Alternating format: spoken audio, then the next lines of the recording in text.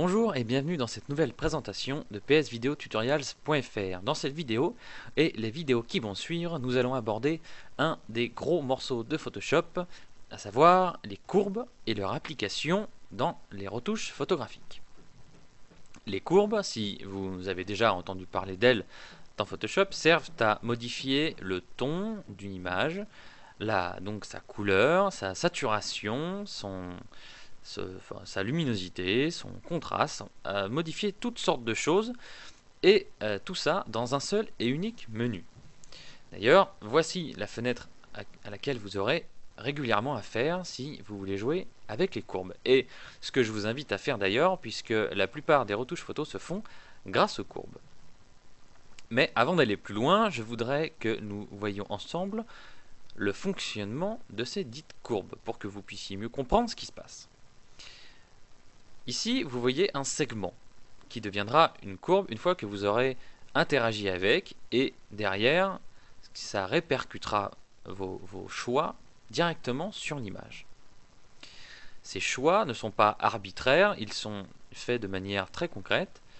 Comme vous pouvez constater, ici, vous avez un dégradé qui s'appelle Input, entrée en français, et ici un dégradé Output, sortie en anglais.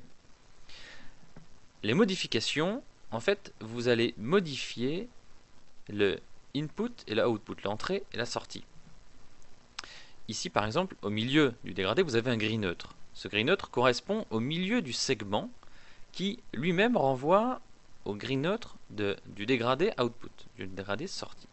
Si maintenant je tire mon segment vers le haut, vous constatez que l'image devient plus claire. Qu'est-ce qui s'est passé? Eh bien, le gris neutre de départ est devenu, ici, un gris beaucoup plus clair. Donc, l'image a gagné en clarté, en lumière, en luminosité. Vous pouvez donc modifier la luminosité globale d'une image et son contraste, mais également vous pouvez interagir sur chaque couche de couleur, sur le rouge, le vert et le bleu. Le rouge, il ne s'agit pas simplement de la couleur rouge, mais il s'agit de la couleur rouge et de sa couleur complémentaire, le cyan. Si je tire vers le mot rouge, vous voyez que je rajoute du rouge. Je vais vers le rouge, je rajoute du rouge. Si je m'éloigne du rouge, je rajoute sa couleur complémentaire, le cyan. Et il en va de même pour les autres couleurs.